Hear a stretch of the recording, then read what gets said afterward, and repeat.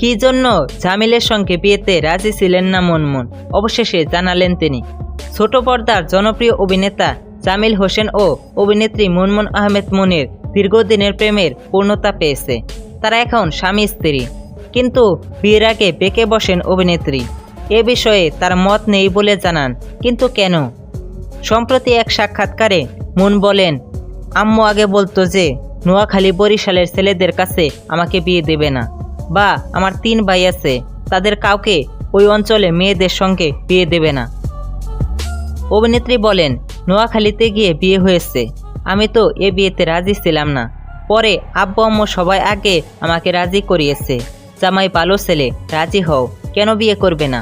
তিনি বলেন, আমি যে নোয়াখালীর ছেলেকে বিয়ে করলাম, আমার এখন মনে হচ্ছে সব দেশে আসলে ভালো মন্দ দুইটাই থাকে।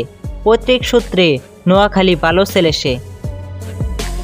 মুনমুন বলেন, খুব শিগগিরই আমাদের একটা কাজ আসতে চলেছে। ইতিমধ্যে সেটা RTVতে দেখানো হয়েছে। সবাই আমাদের জন্য অনেক দোয়া করবেন। অন্যদিকে জামিল হোসেন বলেন, বিয়ের পর ঠাস করে লন্ডনে চলে গেছি। একটা লম্বা সময় লন্ডনে ছিলাম, ফেরার পর তুর্কি এসেছিলাম।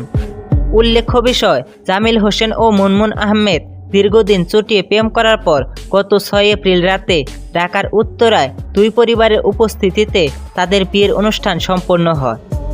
বেসরকারি বিশ্ববিদ্যালয় ইস্টার্ন ইউনিভার্সিটি থেকে BBAতে স্নাতক সম্পন্ন করে মুনমুন। ঢাকাতে বেড়ে ওঠা এই অভিনেত্রী 2017 সালে উচ্চশিক্ষার জন্য পাড়ি জমিয়েছিলেন মালয়েশিয়াতে। সেখানে মাহসা ইউনিভার্সিটিতে পড়াশোনা করেন তিনি। পরে বিজ্ঞাপনে মডেল হয়ে পরিচিতি পেয়েছেন মুনমুন। কাজ করেছেন 15টিরও বেশি বিজ্ঞাপনে। এর বাহিরেও তাকে দেখা গেছে নাটকে। এর মধ্যে অল্প দিনেই টেলিভিশন নাটকে সাবলীল অভিনয় দিয়ে নিজেকে চিনিয়েছেন মুন, জায়গা করে নিয়েছেন দর্শকদের হৃদয়ে।